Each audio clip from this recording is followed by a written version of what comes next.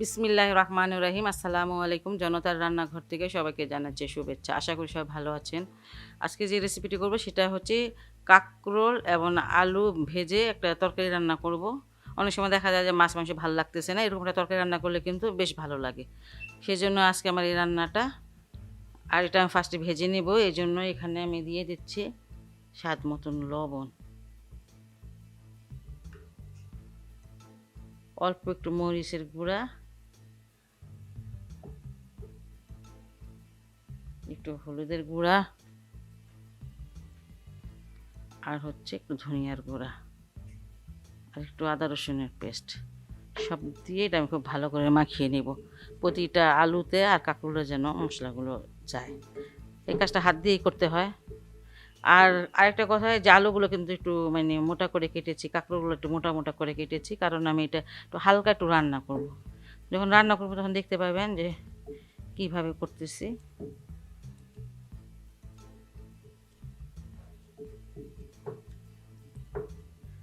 এটা আমি খুব ভালো করে মাখিয়ে নিলাম, সব কিছু দিয়ে মশলা টশলা দিয়ে ভালো করে মাখিয়ে নিয়েছি। এই যে এখন এটা আমি ভাজতে চলে যাব।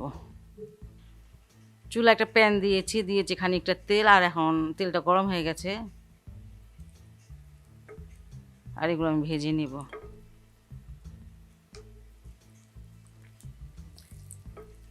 এইভাবে ভেজে তরকারিটা রান্না করে দেখবেন, মানে অনেক মজা হয়। আর কাঁকরোল আমার ভাজা ছাড়া এমনি কোনো কিছু খেতে ভালো লাগে না, ভাজা জিনিসটাই ভালো লাগে।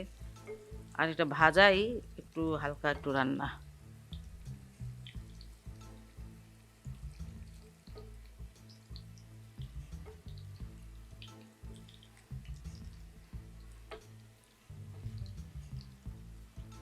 যতটুকু নিয়েছি সবগুলো একসাথে দিয়ে দিব গাদাগাদি করে, কারণ এটা যখন মানে ভাজা হবে তখন আবার চুপসে যাবে, তখন জায়গাটা হয়ে যাবে।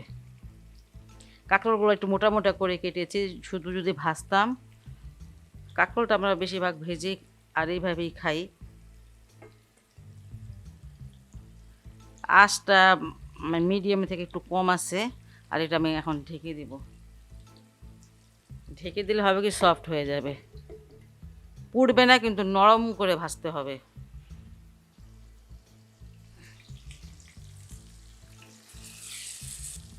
এই সাইডটা ভাজা মনে হয়ে গেছে, আর যেগুলো পছন্দ মতন না হয় সেগুলো আবার ভেজে নিব। একবারে তেলটা একটু বেশি দিবেন, যাতে তরকারিটাও রান্না করতে পারেন সেই তেলে, তাহলে তরকারিটা খেতেও ভালো লাগে, আর এই পটল কাঁকরোল হোক যাই হোক ভাজাটাও ভালো হয়। যেগুলো একটু কম ভাজা হয়েছে সেগুলো আর একটু ভেজে নিব, আর যেগুলো ভাজা হয়ে মানে যাবে সেটা আমি উঠিয়ে নিব।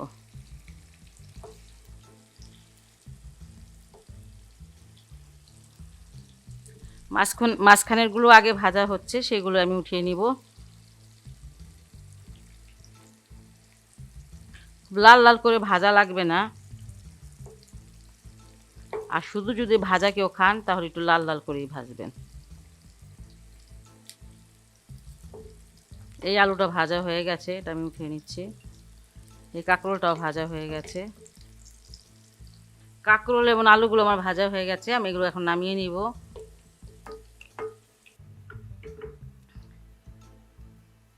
এই তেলটাতে আমি পেঁয়াজগুলো দিয়ে দিব।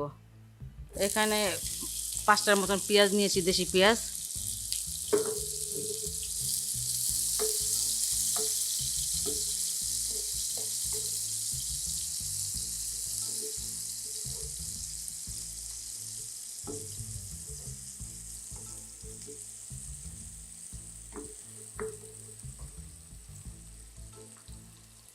কালার চেঞ্জ হওয়া পর্যন্ত একটু ভেজে নিব।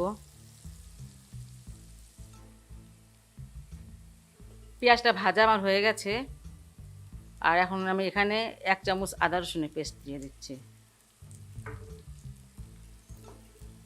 হলুদের গুঁড়া আধা চামচ দিয়ে দিলাম, ধনিয়ার গুঁড়া আধা চামচ, মরিচের গুঁড়া আধা চামচ থেকে বেশি। আর এখান থেকে কিন্তু আমি মানে ওগুলো মেখেছিলাম, এখান থেকে হলুদ মরিচ নিয়ে, যাই হোক এখানে এখন এগুলো একটু ভেজে নেব।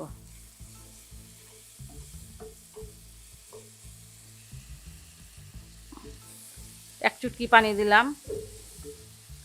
আর এই পেঁয়াজের মধ্যে একটা কাঁচামরিচ কাটা ছিল, সেটা আমি অবশ্য দিয়ে দিয়েছি, খেয়াল নাই আমার উঠিয়ে রাখতে। আর এখানে টমেটোর বড় একটা কাটা আছে, এটা দিয়ে দিলাম। লবণটা দিয়ে নেই, লবণটা দিয়ে দিচ্ছি।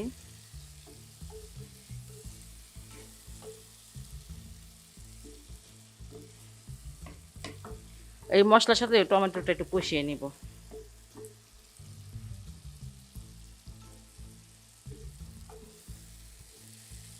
টমেটোটা আমি একটু কষিয়ে নিলাম যাতে টমেটোটা গলে গলে যায়, আস্ত থাকার জন্য না, গলে গেলে মানে এটা ঝোলটা যে সেটা সুন্দর হবে দেখতে, জাস্ট যে গ্রেভিটা যাকে বলে। যাই হোক, এটা কষানো হয়ে গেল।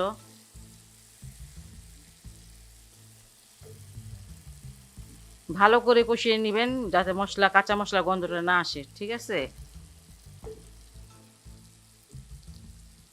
আর এখানে যে আমি আলু আর কাঁকরোল ভেজে রেখেছিলাম সেটা দিয়ে দিব।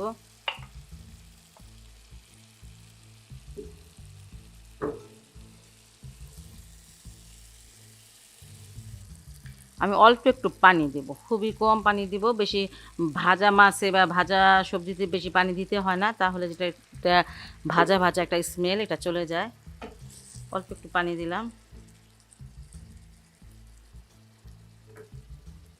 এখানে জিরার গুঁড়া আছে আধা চামচের মতন, সেটা দিয়ে দিচ্ছি।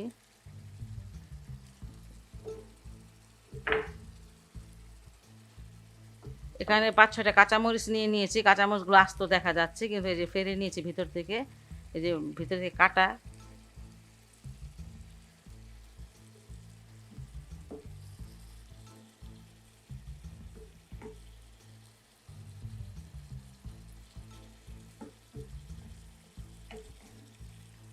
আমি একটু লবণটা দেখে নিব।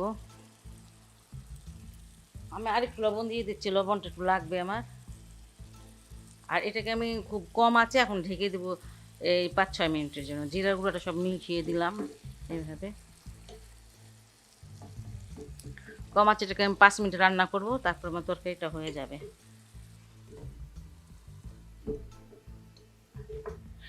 5 মিনিট পর আমি আসলাম। তরকারিটা দেখেন একদম গা মাখা হয়ে গেছে। এইভাবে রান্না করবেন, খেতে কিন্তু অসাধারণ লাগে। এই রেসিপিটা বাসায় অবশ্যই ট্রাই করবেন, অবশ্যই ভালো লাগবে আমার মনে হয়। আর যদি ভালো লাগে তাহলে আমার চ্যানেলকে লাইক, কমেন্ট, সাবস্ক্রাইব করবেন। সে পর্যন্ত সবাই ভালো থাকুন, সুস্থ থাকুন, নিরাপদে থাকুন, এই দোয়া করি। আল্লাহ হাফেজ।